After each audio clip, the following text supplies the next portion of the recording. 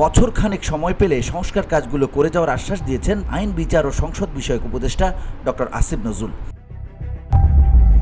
সোমবার রাজধানীর সিরডাপ মিলনায়তনে সেন্টার ফর গভর্নেন্স স্টাডিজ আয়োজিত এক সংলাপে তিনি কথা বলেন। সংস্কারের কোনো বিকল্প নেই জানিয়ে ডক্টর আসিফ নজরুল বলেন, জাতীয় ঐক্যমত্যের প্রশ্নে সংস্কার বাস্তবায়নে অন্তর্বর্তী সরকারের প্রধান উপদেষ্টা ও সংস্কার কমিশন মৌখিক সম্মতি দিয়েছেন।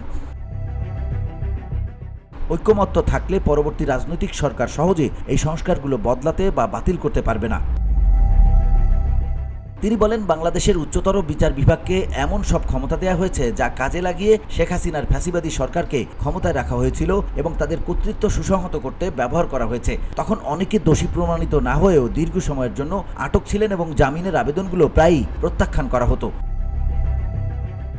আইন উপদেষ্টা বলেন, দেশে যদি প্রতি 5 বছর পর পর সুষ্ঠু নির্বাচন হতো এবং নির্বাচিত দল সরকার গঠন করত, তাহলে ক্ষমতাসীন দল বিচার বিভাগকে ব্যবহার করে এতটা স্বৈরাচারী আচরণ করতে পারত না।